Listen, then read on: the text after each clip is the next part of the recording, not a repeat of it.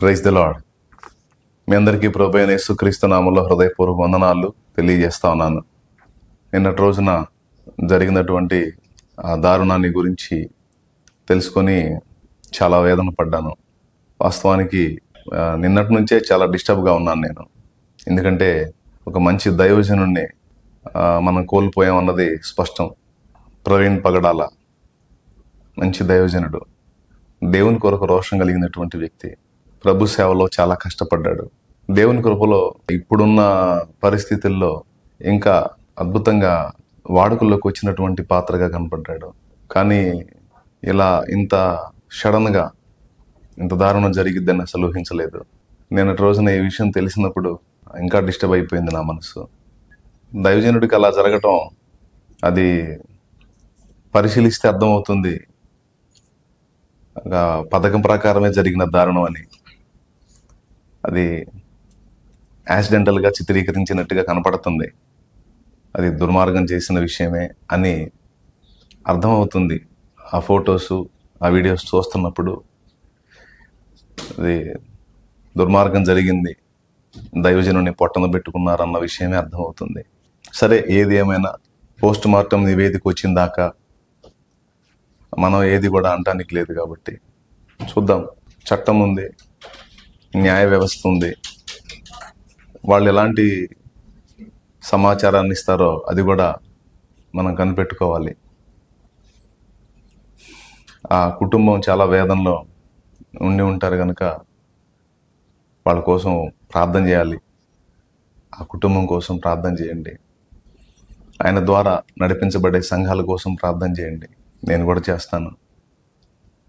కానీ అన్ని అనుభవాలు పొందినటువంటి పాత్ర ఆయన.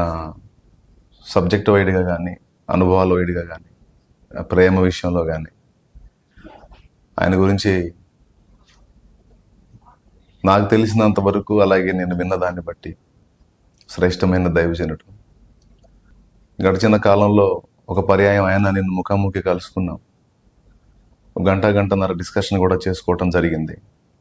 చాలా మంచి పాత్ర మనం కోల్పోయాం. అది కూడా దుర్మార్గమే జరిగిందనేది అనిపిస్తుంది క్లియర్గా. ఫోటోలు చూస్తే మీకు కూడా అదే అనుమానం వస్తుందండి. ఆయన పడున్న ప్లేసు, ఫస్ట్ ఫోటోలు బయటకు వచ్చినప్పుడు ఆయన ఒక దగ్గర పడున్నారు, బైక్ ఒక దగ్గర ఉంది. కానీ అంతకంటే ముందు ఉన్న ఫోటోలు ఇప్పుడు చిన్నగా బయటకు వచ్చినాయి. వాటిని చూసినప్పుడు అర్థమైపోయింది. ఫస్ట్ అనుకున్న యాక్సిడెంటే అయి ఉండొచ్చులే అనే, యాక్సిడెంట్గా అయి ఉండొచ్చు, ఏదన్నా ప్రమాదవశాత్తు జరిగి ఉండొచ్చు అనుకున్నాం. కానీ ఆ బయటకు వచ్చిన ఫోటోల్ని చూస్తే పక్కాగా వెంటాడి ఆయన మీద దాడి చేసి చంపి బండిని ఆయన మీద పెట్టినట్టు ఉన్నటువంటి ఫోటో కూడా కనపడతా ఉంది. అలాగే ఆయన గుండెల మీద చూస్తే మరి బూట్ కాలు గుర్తు కనపడతా ఉంది. ఆ డస్ట్, బూట్కున్న డస్ట్ ఆ గుండెల మీద అంటినట్టు అలాగా ముద్ర కనపడతా ఉంది. అది తర్వాత ఆయన పడున్న విధానం, ఆయన మీద నీట్గా బైక్ పెట్టారు అంటే ఒక యాక్సిడెంట్ లాగా చిత్రీకరించడానికి. కానీ అవన్నీ చూసినప్పుడు అర్థమైపోయింది ఇది దుర్మార్గం చేశారు అనేది. సరే, దుర్మార్గం ఎవరు చేసినా చట్టం ఉంది, న్యాయ వ్యవస్థ ఉంది కనుక వాళ్ళు దీన్ని సీరియస్గా తీసుకొని న్యాయం చేస్తారని ఆశిస్తూ ఉన్నాను. అటు ఆంధ్ర, తెలంగాణ రెండు గవర్నమెంట్లు కూడా స్పందించాలి ఈ విషయంలో. నాయకులు కూడా స్పందించి దీన్ని తీవ్రంగా తీసుకోవాలి. ఈరోజు ఈ దైవజనుడికి ఇలా జరిగింది, అది కూడా ప్రజలందరిలో మంచి గుర్తింపు ఉన్నటువంటి దైవజనుడు. కొంతమంది అనాథ బిడ్డలను ఆయన చేర్చుకొని వాళ్ళని పోషిస్తూ ఉన్నాడు. ఆయన చేసేటువంటి కార్యాల దాదాపు 10 రకాలు ఒకరోజు ఆయన ఒక వీడియోలో మాట్లాడారు. అన్ని విధాలుగా సామాజిక, ఆధ్యాత్మిక సేవా కార్యక్రమాలు చాలా వాటిల్లో ఆయన పాలుపంపులు పొంది ప్రయాసపడతా ఉన్నాడు. ఏదేమైనా అలాంటి దైవజనుడిని, అలాంటి అనుభవాలు కలిగినటువంటి వ్యక్తిని, దేవుని కొరకు అంత ఆసక్తి కలిగి, అంత రోషం కలిగి, అంతగా తప్పించినటువంటి వ్యక్తిని, మరొక వ్యక్తిని మళ్ళీ ఎప్పుడు చూడగలం? ప్రవీణ్ పగడాల అన్నలాంటి వ్యక్తిని, మరొక వ్యక్తిని మళ్ళీ మనం ఎప్పుడు చూడగలం? మరి ఇంత దైవజనుడికే, ఇంతమందిలో గుర్తింపున్న దైవజనుడికే భద్రత లేనప్పుడు సామాన్యంగా ఎక్కడో ఉండి మారుమూల ప్రాంతాల్లో సేవ చేసుకునే దైవజనులకు ఇంకెంత ప్రమాదం పొంచిందో ప్రభుత్వం దృష్టిలోకి తీసుకొని ఈ మత విద్వేషాలని అరికట్టే విధంగా చర్యలు తీసుకుంటారని ఆశిస్తా ఉన్నాను. మరి ఇంకా దైవజనులు అంటే వాళ్ళు ఈ టైం ఆ టైం అని ఉండదు, పాపం తిరుగుతూ ఉంటారు, సేవలో పరిచర్లు మేము తిరుగుతూ ఉంటాం, అనేక ప్రాంతాలకు వెళ్తూ ఉంటాం. ఇలాంటి దుర్మార్గాలు చేసిన వాళ్ళని కనిపెట్టి పట్టుకుని వాళ్ళ మీద కఠిన చర్యలు తీసుకొని, మేము శాంతి కాముకులం, మేము ఎవరిని కొట్టేవాళ్ళం కాదు, తిట్టేవాళ్ళం కాదు, తిడితే తిట్టులు తింటాం, కొడితే దెబ్బలు తిని మౌనంగా వెళ్ళిపోతాం. ఎందుకంటే ప్రభు మాకు నేర్పింది అది సహనం, ప్రేమ, క్షమాగుణం, త్యాగం. కాబట్టి ఇది ప్రభుత్వం సీరియస్గా తీసుకొని ఇలాంటి దుర్మార్గాల్ని అరికట్టాలని ప్రభుత్వాన్ని కూడా విజ్ఞప్తి చేస్తూ ఉన్నాం. అలాగే సంఘానికి చెప్తున్నాను, దైవజనాంగం, విశ్వాసగణం అందరికీ ప్రార్థన చేయండి. పోస్ట్ మార్టం నివేదికలో ఫ్రాడ్ జరగకుండా యథార్థంగా రావాలి. దేవుడు ఇందులో జోక్యం చేసుకొని న్యాయం జరిగేటట్టుగా అధికారుల హృదయాలను దేవుడు ప్రేరేపించాలి. దుశ్చర్యకు పాల్పడినటువంటి వ్యక్తుల్ని మరి వారు పట్టుకోవాలి, వాస్తవాన్ని వాస్తవంగా నిగ్గు తేల్చాలి. ఎందుకంటే ఇంత జరిగిన న్యాయ వ్యవస్థ మీద, పోలీస్ వ్యవస్థ మీద నమ్మకం ఉంది మాకు.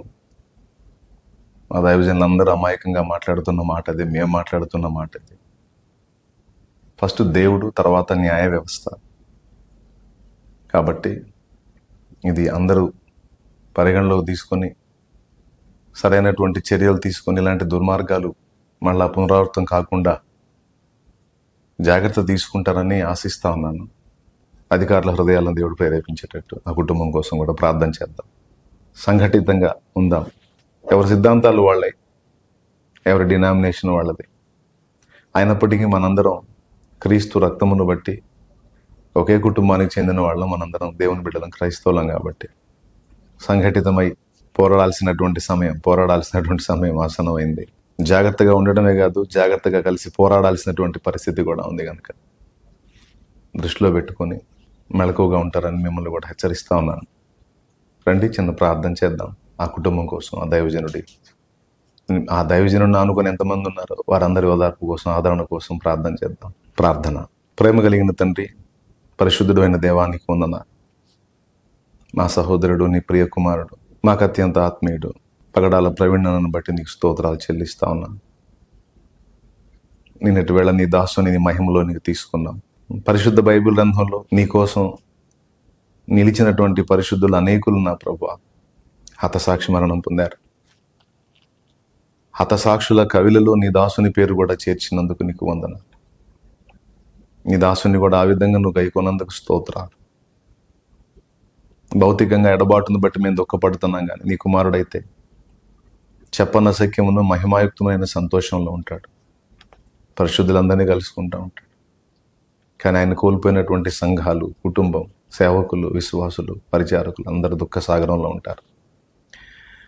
వారందరికీ ఆదరణ, ఓదార్పు కలిగించి నెమ్మదిని దయచేయండి. ఈ దాసుని విషయంలో, దుర్మార్గంగా ప్రవర్తించిన వారి విషయంలో నా ప్రభా మీరు జోక్యం చేసుకోండి. వారికి ఏ విధమైన తీర్పు తీరుస్తారో మీరు తీర్చండి. అధికారులతో మీరు మాట్లాడండి. ఇందులో న్యాయం జరిగేటట్టు సహాయం చేయండి ప్రభా. దైవజనులకు నీ భద్రత, కాపుదల దయచేయండి నా ప్రభా. నశించిపోతున్న ఆత్మల కొరకు భారంతో పరిగెత్తుతూ ఉంటారు. తోడేళ్లు ఎక్కడ దొరుకుతారా చీల్చివేద్దామన్నట్టుగా అమాయకపు గొర్రెల్లాంటి నీ పిల్లల్ని చీల్చివేయటానికి ఆయన ఉన్మాద తోడేళ్లు కాచుకొనే ఉంటాయి. వాటి చేతుల్లో, నోళ్లలో పడకుండా కాపాడండి. నీ నామానికి మహిమ తెచ్చుకోండి. ముఖ్యంగా నీ దాసుని కోల్పోయిన కుటుంబం చాలా వేదనలో ఉండుంటుంది ప్రభు. ఆ కుటుంబాన్ని ఆదరించి ధైర్యపరచండి. మాకు రేపు ఉంది అన్న నిరీక్షణ ఉంది. ఆ నిరీక్షణ ఆ కుటుంబాన్ని కూడా దయచేయండి. ఆ మిగిలిన పరిచర్య అంతటిని, దాసుడు విడిచిపెట్టిన పరిచర్య అంతటిని కూడా నెరవేర్చడానికి నీ బిడ్డలకు సామర్థ్యం దయచేయండి. సమర్థులైన వ్యక్తుల్ని లేపండి. కృపతో జ్ఞాపకం చేసుకొని ప్రార్థనగా ఇక్కుని జవాబు దయచేయండి. నీ దాసుని విషయంలో పోరాడిన ప్రతి దైవజనుని విశ్వాసిని, సేవకుడిని, సేవకురాలిని, పరిచారకులు అంటున్నాయి, విశ్వాసులు అంటున్నాయి, అందరిని బట్టి నీకు వందనాలు. ఎవరి గళం వారు వినిపించారు, ఎవరి వంతు వారు పోరాడారు, వారందరిని బట్టి నీకు స్తోత్రాలు ప్రభువా. ఇందులో ఇక మేము చేయదగ్గది ఏదో మేము కూడా చేయటానికి మాకు చైతన్యం, పురికొల్పు దయచేసి మా ఈ ప్రార్థన గైకొని నీ కుమారుడికి జరగవలసినటువంటి అంతిమ సంస్కారం ఆశీర్వాదకరంగా జరిగించి నీ నామానికి మహిమ, ఘనత, ప్రభావాలు పొందను. యేసు పరిశుద్ధ నామంలో ప్రార్థించి వేడుచున్నాం తండ్రి. ఆమేన్, ఆమేన్. మీ అందరికీ వందనాలు. దైవజనుడి కుటుంబం కోసం ప్రార్థన చేయండి. మంచి శ్రేష్టమైన పాత్ర. ఆ పాత్ర విలువ నాకు తెలుసు, అందుకే ఇంత బాధపడతా ఉన్నాను. దేవుడే తీర్పు తీరుస్తాడు, న్యాయం చేస్తాడు. దైవజనుడికి జరిగిన దుర్మార్గం తలపెట్టిన వాళ్ళకి నా దేవుడే తీర్పు తీరుస్తాడు. ప్రార్థన చేయండి. అందరికీ వందనాలు. సెలవు.